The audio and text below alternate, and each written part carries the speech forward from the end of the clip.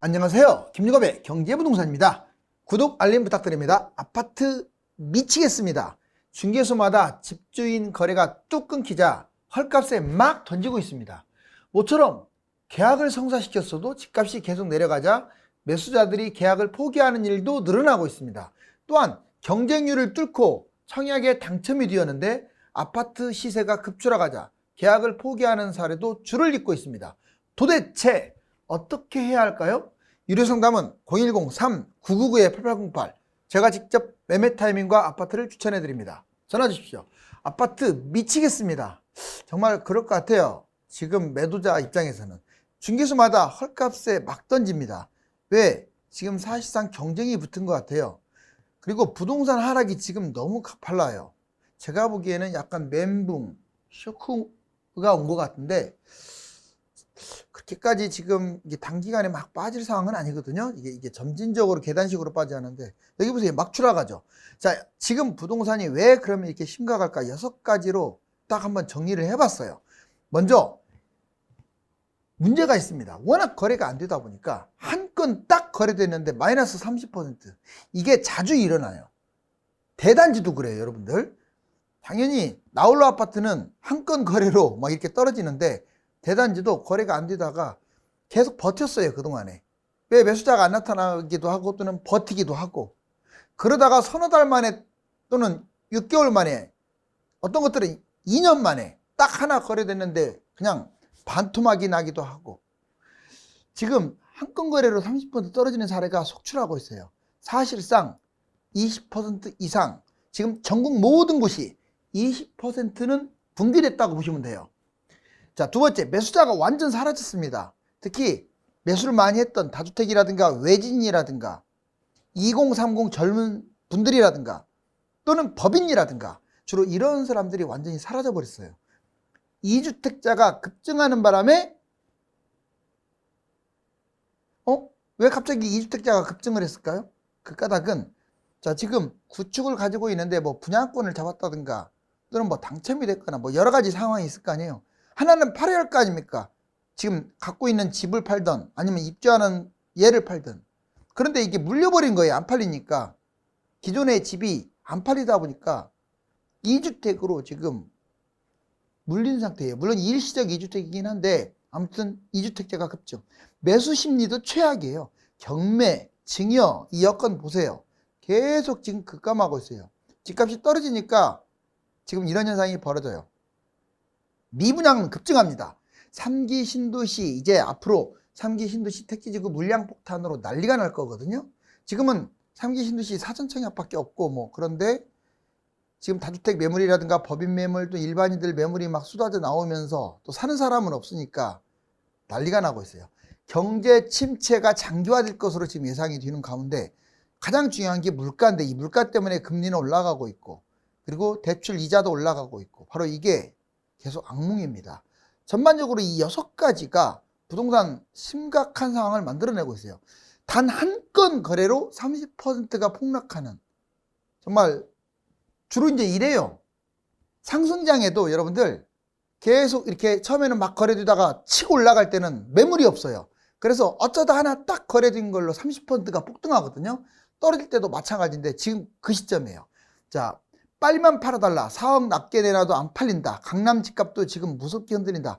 강남이 흔들리는 게 아니라 이제 망했어요. 그동안에 버텼잖아요. 비싼데. 이제 두고 보세요. 강남은 막 5억, 7억 이렇게 떨어질 겁니다. 여기 보시면 상승 시작 가장 먼저 8단계에서 거래가 보통 이어지겠죠. 자, 4억인데 처음으로 지금 올라가기 시작하는 거예요. 매물도 4억에 걸쳐 있고. 자, 그러다가 이제 좀 올라가면 거래가 활발해집니다. 왜? 지긋지긋해서 팔아먹는 사람들이 많아요. 이제 1억 줬는데 막 파는 거야. 그리고 매물도 6억에 이제 걸쳐 있고 5억이 거래되고 활발해요. 그러다가 막 올라가면 이제 상승 중기까지 가면 거래가 또 줄어들어요. 보통. 그래서 5억이 8억까지 올라갑니다. 매물은 10억이 놓여 있어요. 점점 이제 매물이 올라가고 있죠. 그 다음에 꼭지 시세. 아예 매물이 사라져 버립니다. 그래갖고 못 사서 안 달라요. 이미 한 건 거래로 12억까지 뛰었어요. 8억이. 매물은 14억, 15억 내놓는 게 임자야. 그런데 이게 불과 작년 6, 7, 8, 9, 10 이럴 때거든요. 올해 좀 입지가 안 좋은 것들은 올해 1, 2, 3, 4, 5 그때가 이게 꼭지였어요. 자, 지금 보세요. 이제 하락했습니다. 거래 보통으로 이루어졌었어요. 좀 처음에 빠질 때는 12억이 11억 되고 매물을 아직도 정신 못 차리고 14억. 그런데 얘가 이 노란 색깔 쳐놨죠. 지금 현재 상황이 여기에요. 여기. 하락 초기입니다. 매수자가 아예 사라져 버렸어요. 그래서 그냥 정상 거래되면 11억이 10억이 됩니다. 그래서 매물도 물론 11억에 걸쳐 있고 한 2억 떨어진 거죠. 그런데 이게 거의 다 지금 거래가 안 되다 보니까 이제 아마 한두 달 또는 6달 지나면 이런 짝이 날 거예요. 이제 하락 중기라고 할 수 있는데 거래가 이제 서서히 늘어나면서 마침내 거래돼요. 딱 어떤 아파트는 한 건 거래됐는데 12억이 8억으로 내려가 버리는 거예요. 자, 매물은 9억에 걸쳐 있고 그러면서 이제 바닥으로 막 1, 2년 계속 빠지게 되면 거래가 활발해져요. 6억에 딱 반토막 나네요. 12억이 6억으로. 자, 매물 7억. 자, 이제 상승과 하락의 이 원리를 잘 보세요. 현재는 이 노란 박스예요. 한국 집값 최대 위기 시작. 거래 침체 속 서울 아파트값 여기 3년 4개월 만에 최대폭으로 하락했대요. 이거 진짜 무서운 거예요. 여러분들 그동안에 계속 올라가기만 했잖아요. 3년 4개월 만에 가장 많이 빠졌다? 이건 아주 심각한 거 아닙니까? 이제 갈수록 더 심해질 텐데 한국 집값 세 가지로 지표가 일단 떨어지고 있고 금리 인상으로 인한 후유증, 그 다음에 거품 위험, 먼저 지표 하락, 국내 지표 하락을 한번 볼까요? 자, 거래량이 최저입니다. 22년 1월에서 8월까지 1,000건이에요. 매월 1,000건, 1,000건도 안 된 달도 있어요. 서울이. 자, 매물 최다, 매수자는 최저, 3년 4개월 최대 하락, 그래서 일어난 거죠. 미분양은 또 급증하고 있습니다. 서울은 여러분들 놀라지 마세요. 악성 미분양이 올해 들어와서 무려 481%나 폭증했어요. 서울은 이제 분양가 비싸거나 세대수가 적은 것들은 이제 계약을 안 하는 거예요, 사람들이. 전국은 2배 급증했습니다. 자, 금리 인상, 해외 주요 지표 위험. 그러니까 여러분들 지금 분양대행사 잘 봐요. 경기도 특히 재개발 재건축 자꾸 늦추지 않나요? 서울도 뉴타운이나 또는 분양 자꾸 늦추지 않나요? 왜 늦추는 줄 아세요? 지금 분위기가 안 좋거든. 이렇게 분양했다가는 미분양 나거든. 근데 그 사람들이 뭔가 착각을 하고 있어요. 아, 6개월 지나면 분위기가 확 좋아질 거다. 제 생각에는 흐름이 완전히 꺾여서 확률상 1, 2년은 무조건 빠질 것 같아요. 결론적으로 하루라도 빨리 분양하는 게 남는 길인데 그 사람들은 전문가가 아니에요. 그러다 보니까 좀 지나면 이제 올라가겠지 착각을 하는 거야. 그러다가 나중에 지금보다 30% 떨어진 가격으로 분양할 수밖에 없는 운명에 처해요. 왜? 미분양보다는 나으니까. 여기 보세요. 자, 금리 인상, 해외 주요 지표도 위험해요. 기준금리 지속적으로 올라가는 거야 지금. 물가 급등 3.5% 전후. 아유 정말 앞으로 기준금리는 3.5%까지는 간다고 보세요. 다행히 이번에 미국, 지금 전 세계 통틀어서 제일 중요한 게 미국의 물가입니다. 금리가 아니에요. 미국의 물가. 자, 두 가지가 있죠. 근원 물가, 소비자 물가. 이게 어떻게 되느냐에 따라서 금리가, 미국 금리가 향방이 가려지고 미국 금리에 따라서 다른 나라가 줄줄줄 따라가거든요. 다행인 게 뭐 크게 꺾이진 않았지만 그래도 계속 치고 가지 않고 약간 꺾였어요. 그러다 보니까 역시 놀랍게도 주식이라든가 가상화폐가 선행지수로 올라간 거예요. 여러분들 기관이나 외국인들의 10%는요 정답을 보면서 가요. 어느 정도 엄청나게 연구하거든요. 정답 보면서 가는 그런 사람들 주식을 어떻게 이기겠어요. 자, 아무튼 기준금리가 지속적으로 올라가고 물가 급등 3.5%까지, 해외 집값은 계속 지금 내려가고 있는 추세, 주요 국가 거품 분기가 이미 시작된 것 같아요. 그러니까 우리나라 위험하다는 거죠. 위험자산 하락, 주가 가상화폐가 요즘 반등했다고 하지만 고점 대비 많이 빠졌잖아요. 그래서 급락하고 있고 바로 이것 때문에 해외 주요 지표가 위험하다. 마지막으로 우리나라 거 거품 위험. 자, 지금 위험 요인은 집값 상승이 서울 세계 5위, 그리고 서울 도심 상승은 2위, 우리나라 집값 상승은 한 15위 정도, 가계대출 세계 1위, 위험 대상, 영끌, 갭투자, 다주택, 법인 또는 미분양이나 고분양 잡은 사람들, 위험 결과 하우스푸어 또는 전세 사는 사람들 깡통 전세, 그리고 금융 위기, 금융 불안이 일어나고 있어요. 바로 우리나라 집값이 우리나라 국내 지표 하락, 해외의 주요 지표 위험, 그리고 거품값 때문에 아주 최대 위기를 맞기 시작했습니다. 부동산 곧 상승할 수 있다. 그런데 요즘 주식이 반등하다 보니까 이것이 지금 나오고 있어요. 미국 평균 집값 5억 4천만 원으로 역대 최고 찍었다고 나오잖아요. 그런데 이제 역대 2분기 때 찍은 거니까 4월부터 6월 거 결과가 나온 거예요. 맞죠? 자, 지금은 8월입니다. 8월 현재만 놓고 본다면 굳이 따지자면 하락 쪽이 좀 더 많을 거예요. 물론 실거래가 이제 늦게 올라가니까 지금은 반반으로 보여지고 아직 크게 꺾이지도 않았어요. 미국은. 그렇지만 거래가 안 되고 하기 때문에. 근데 이제 아무튼 2기 좀 지난 2분기는 미국이 역대 최고를 찍었어요. 자, 부동산 반등 3가지. 미국 집값이 상승 아직도 하고 있기 때문에 우리나라 집값 반등할 것이다. 2분기 집값 역대 최고 단독 평균 5.4억. 근데 진짜 싸죠, 미국. 미국 모든 집값 합쳐갖고 5.4억이래요. 여기는 아파트가 별로 없으니까 그냥. 우리나라 집값 5.4억만 갈까요? 전국 평균? 미국보다 GDP는 반절밖에 안 돼요. 그럼 이거 따지면 2.7억이 돼야 돼요, 우리나라. 지금 집값이 2.7억이나요? 우리나라 집값이 얼마나 거품이 심한지 알겠죠? 이것만 봐도 알 수 있네요. 자, 대도시 185개 중 184개 오름세. 주택이 부족해요, 미국은. 하락 전환, 하지만 하락 전환할 것이다. 거래 지금 절벽이고 8월부터는 내림세 모양을 보이고 있고 고금리 5.22%의 살인적인 고금리. 자, 이제 미국 물가가 지금 안정되기 시작했다. 뭐 한 달 봐갖고 볼 수는 없지만 자, 소비자 물가가 9.1에서 8.5로 둔화됐어요. 근원 물가도 5.9로 둔화. 바로 이것 때문에 집값도 뛸 것이다. 왜? 금리가 이제 인하되니까. 기준금리 3.5 정점 찍고 내려갈 것이다. 큰 문제 없다면 내년부터는 미국 물가가 안정될 가능성이 커요. 물가 하락 올해 말이 정점이다. 그리고 주식 암호화폐가 반등을 하고 있다. 부동산 반등에 긍정적이다. 마지막으로 정부 규제 완화. 우리나라 정부도 이제 곧 부동산 발표가 나오는데 규제를 강화하겠다는 일도 없습니다. 다 완화예요. 일부는 부양책. 자, 규제지역 해제. 지방 없었잖아요. 다 없앤 건 아니지만 대부분. 이제 지방 나머지 부분하고 경기 인천이 없어질 거예요. 집값이 내려가고 있어서. 그 다음에 서울이 사라지는데 대략 집값 하락 폭에 달렸어요. 6개월에서 1년 이내면 다 없어질 것 같아요. 각종 규제 완화, 세제라든가 대출, 분양가 상한제, 재건축. 자, 이것은 이미 규제가 완화됐고 또 앞으로 발표될 부동산 대책에서 싹 없어질 것 같아요. 부양책, 지금 돈 엄청나게 풀고 있습니다. 사실상 어떻게 보면은 또 다른 부양책이에요. 자, 임사 부활, 임대주택 사업 부활한다고 지금 얘기했죠. 자, 아파트가. 자, 미분양 혜택. 지금 사실상 미분양 혜택 주고 있는 거예요. 자, 집값 폭락 이후 3가지로 한번 정리해 봅시다. 집값이 그냥 지금 이대로만 빠지면 한 30% 끝날 수가 있는데 왜 반토막 나고 심지어는 70%까지 빠지느냐. 이 3가지 때문에 그래요.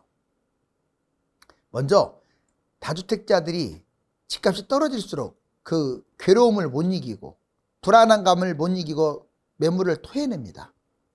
두 번째는 분양 매물. 자, 지금 공급 엄청 많잖아요. 앞으로 3기 신도시 택지지구 이거 150만 가구 이거 서울에도 하고 지방도 하고 이거 못 이겨요. 그 다음 마지막으로 법인 매물. 지방 싹쓸이 했잖아요. 바로 이 3가지 매물 폭탄 때문에 집값이 무지막지하게 떨어지는 거예요. 매수자는 겨우 한 건, 2건 하는데 이 매물들이 한두 건입니까 지금? 자, 이제 GTX 주변 아파트 거품 대폭락 시작됐다. 여러분들 상승장에 이렇게 생각해야 돼요. 지금 막 집 잡는 사람은 여기가 호재에 있다. 또는 파는 사람도 막 미루고 있더라고요. GTX 내년에 여기 되니까. 또는 여기 전철 올 겨울에 되니까. 그거 진짜 나쁜 생각이에요. 여러분들 전철 딱 개통될 때 더 떨어진다고요. 왜? 항상 강남부터 서울이 떨어지기 시작하면 그냥 같이 떨어지는 거지. 그리고 올라갈 때 이미 그 호재는 싹 반영됐어요. 반영됐기 때문에 다른 곳이 다 떨어지고 있는데 여기가 전철 생긴다고 해서 내 집이 올라갈 것 같아요? 자, 오히려 내 거보다 입지가 좋은 이쪽이 떨어져 있는데 얘가 전철 하나 생긴다고 올라갈 것 같아요? 이미 다 반영돼 갖고 거품이 뛰었는데. 즉 팔 사람들은 그 호재를 기다리지 말고 하루라도 빨리 정리하는 게 맞아요. 이미 다 반영됐어요. 오히려 개통될 때 뚝 끊깁니다. 자, GTX도 하나 마찬가지예요. 의왕, 안산. 여기 보세요. GTX 아파트 전망. GTX 호재로 다른 아파트보다 급등. 자, 3억짜리가 10억까지 뛰었어요. 다른 곳들은 3억이 뭐 6, 7억 뛰었다면 얘는 3억이 10억이 돼버렸다니까요. 어떤 건 12억도 되고. 자, 하락장 거품분기 다른 곳보다 폭락. 다른 년이 많이 뛰었으니까 10억짜리가 5억. 심지어는 10억짜리가 진짜 4억, 3억까지도 내려갈 수도 있어요. 다른 것들은 10억짜리가 한 6, 7억 빠지면 너무 뛰어가지고. 개통보다 상승장의 신고가. 얘는 GTX는 전철은 개통이 포인트가 아니에요. 물론 상승장에 개통하면 많이 뛰겠죠. 하지만 하락장에는 개통은 오히려 더 떨어질 수 있고 오히려 상승할 때 막 올라갈 때 이 GTX가 이미 개통됐잖아요. 이거의 후광으로 뛰는 거예요. 결국 13억이 자 9억으로 이게 막 추락할 수도 있습니다. 개통돼도. 지역 GTX 폭락 지역 어디 할 거 없습니다. 다 떨어지고 있어요. 수도권 북부 외곽 지역 파주, 양주, 의정부, 마속 어때요? 지금 막 떨어지고 있잖아요. 여기 자, 남부 외곽 지역 송도, 동탄, 투, 안산 여기는 완전 망하다시피 떨어져요. 핵심 지역도 떨어집니다. 의왕, 수원, 안양, 성남 제 말 맞잖아요. 자, 그 다음에 최근 사례를 보자고요. 의왕 푸르지오 마이너스 4억, 인천 한양수자인 마이너스 5억 4천까지 떨어졌네요.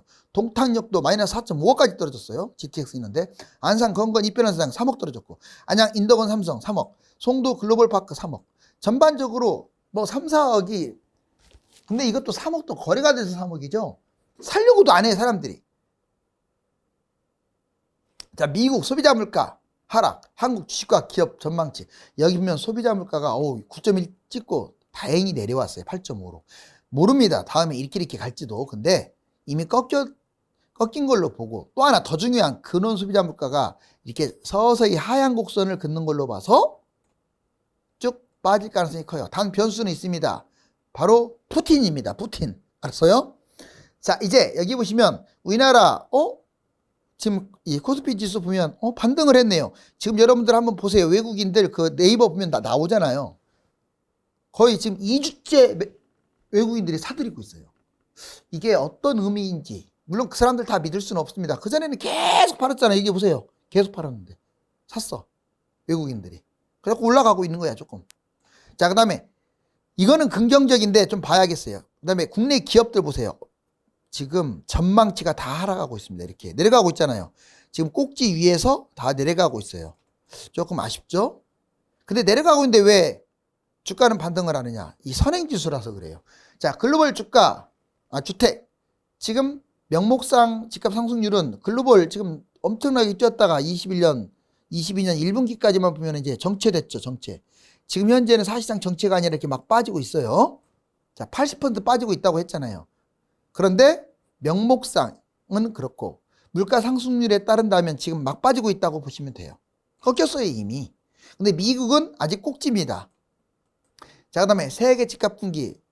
이거 보면 미경기 침체 우려의 구글 트렌드를 보니까 자, 침체 하락한다 이런 용어들이 막 이렇게까지 늘어나고 있죠.